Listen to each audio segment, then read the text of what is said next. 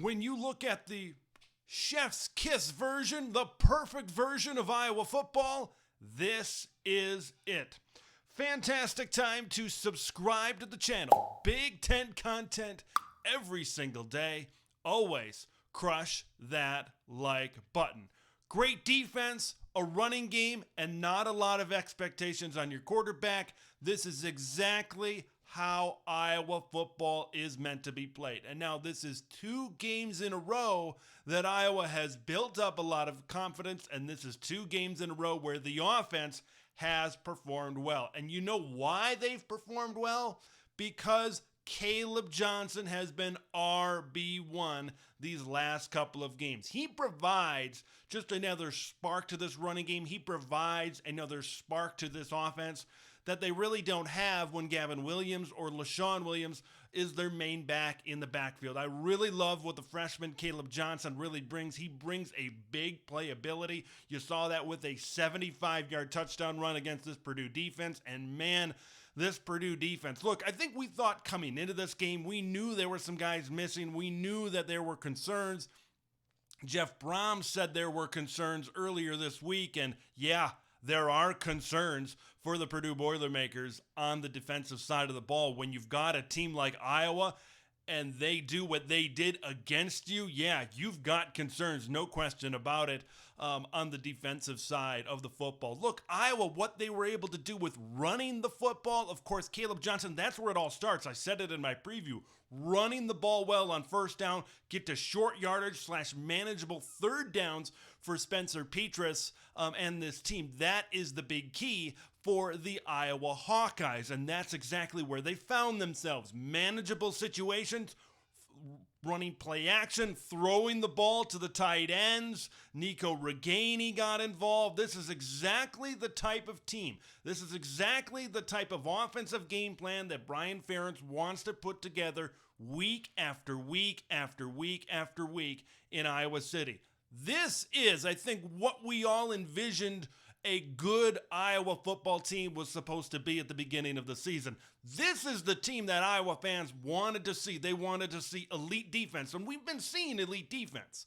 But you really see how good the defense is when the offense holds up their side of the bargain for the Iowa Hawkeyes. Let's shift gears a little bit. Let's talk about the Purdue Boilermakers. I have an honest question. What did the running game do to Jeff Brohm? How did it hurt you, Jeff? What happened? Please tell me. Because, man, in a game where it's gusting winds and the weather is definitely not playing any favors for Aiden O'Connell and this passing game, you refuse to run the football in certain situations in the first half. Now, they got it going a little bit more in the second half, but, man, they were doubling up in terms of pass plays to run plays. And in the Big Ten, in November games like this, you got to run the football. Devin Mockabee is a pretty good running back there. He's had good games this season. But yet, for some reason, you look at the Penn State game earlier this season where they're up, I believe, by 4 points or so late in that football game, and then they refuse to run the football in a 4-minute offense type of situation. Here in this game where the wind is whipping and swirling around, and Iowa is locking down and most of your wide receivers, yet you continue to put the ball in the air.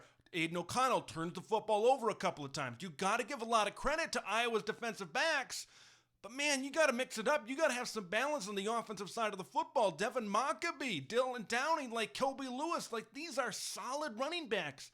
You've got some decent talent back there in the backfield, yet Jeff Brohm at times just refuses to run the football. I want to finish things up with this.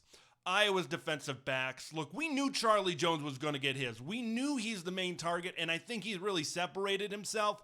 Maybe not for the better for Purdue's offense because, yeah, Charlie Jones did good. Charlie Jones got 100 yards receiving. What happened after that? Just a couple of guys got 2 catches. I don't think any of them were wide receivers. Correct me if I'm wrong in the comments, but I believe it was Payne Durham and Dylan Downing. No other wide receiver had 2 or more catches besides Charlie Jones in this game. And if Purdue wants to win some of these games coming down the stretch, they need to have more diversity in their passing game because teams are going to lock in. They're going to lock in big time on Charlie Jones down the stretch. And yeah, Charlie Jones might get his, but then that's where you force things. That's where Aiden O'Connell throws a couple of interceptions. Man, these Iowa defensive backs, They are good. I think a good amount of these guys are going to be playing on Sundays. Want to hear what you guys think of this game between Iowa and Purdue? Can this be an Iowa team that can reel some wins together and create a lot of momentum and put together a winning streak here late in the season? And how do you feel about Purdue? They're kind of on the downslide right now. Leave your thoughts in the comments below. Make sure you subscribe to Big Ten Ted. I'm Big Ten Ted, and we'll see you in the next one.